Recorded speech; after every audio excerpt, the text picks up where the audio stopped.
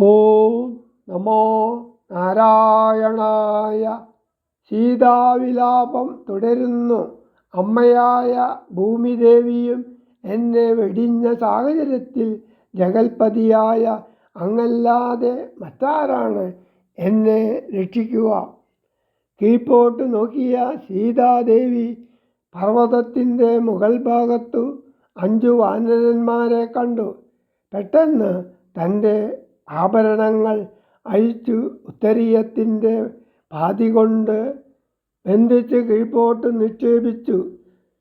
ശ്രീരാമന് ഇതു കാണാൻ യോഗമുണ്ടാകട്ടെ എന്നോർത്തുകൊണ്ട് രാവണൻ സീതാദേവിയെയും കൊണ്ട് സമുദ്രം കടന്ന് തൻ്റെ പത്തനത്തിലെത്തി വേഗം അന്തഃപുരത്തിൻ്റെ നടുവിൽ വലിയ അശോകവനത്തിൽ ശിംശപാവൃക്ഷത്തിൻ്റെ ചുവട്ടിൽ സീതാദേവിക്കൊരു ഇരിപ്പിടം നൽകി പരിപാലിക്കുന്നതിന് രാക്ഷസ സ്ത്രീകളെ നിയോഗിക്കുകയും ചെയ്തു.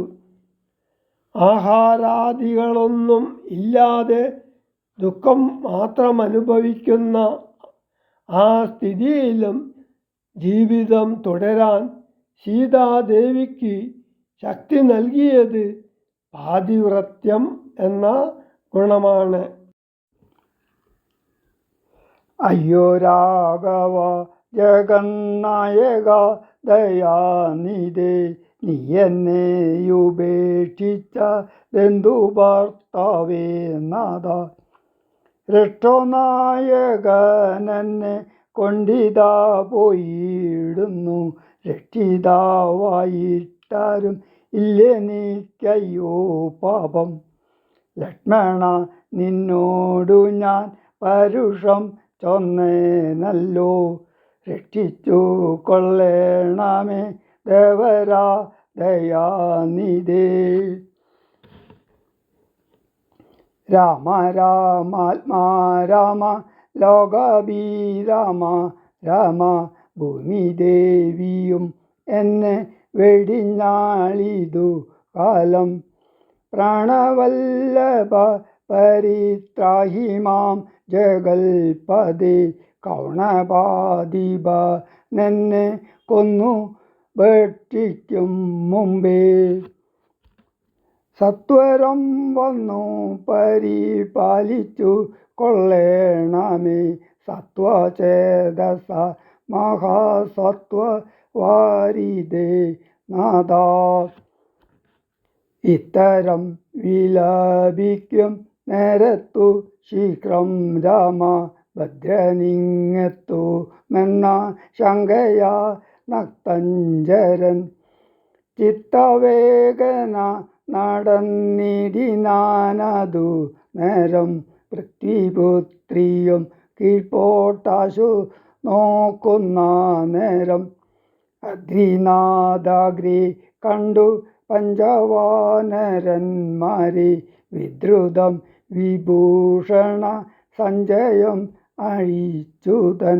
ഉത്തരീയാർദ്ധ ഖണ്ഡം കൊണ്ടു ബന്ധിച്ചു രാമഭദ്രനു കാൺമാൻ യോഗം വരികെന്നകതാരിൽ.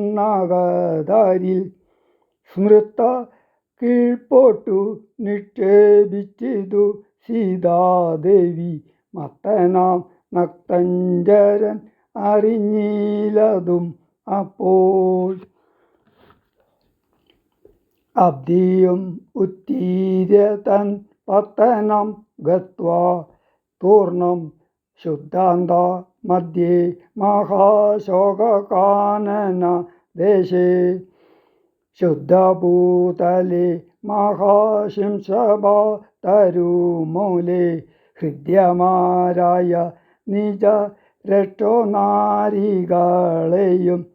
നിത്യവും പാലിച്ചു കൊൾകെന്നുറപ്പിച്ചു തൻ്റെ വസ്ത്രമുൾപ്പുക്കു വസിച്ചിടിനാൻ ദശാനനൻ.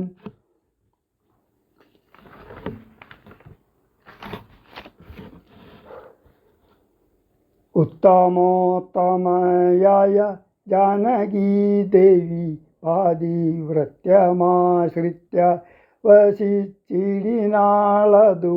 കാലം വസ്ത്രകേശാദികളും എത്രയും മലിനമായി വക്ത്രവും കുമ്പിട്ടു സന്തപ്തമാം ചിത്തത്തോടും രാമരാമേതി ജപധ്യാനനിഷ്ഠയാ ബഹു യാമിനീചര കുലനാരികളുടെ മധ്യേ നിഹാര ശീതാദപ വാദപീഡയും സഹിച്ചാഹാരാദികളേതും കൂടാതെ ദിവാരാത്രം ലങ്കയിൽ വസിച്ചിതാതങ്കമുൾ കൊണ്ടു മായ സങ്കടം മനുഷ്യജന്മത്തിങ്കൽ ആർക്കുല്ലാത്തു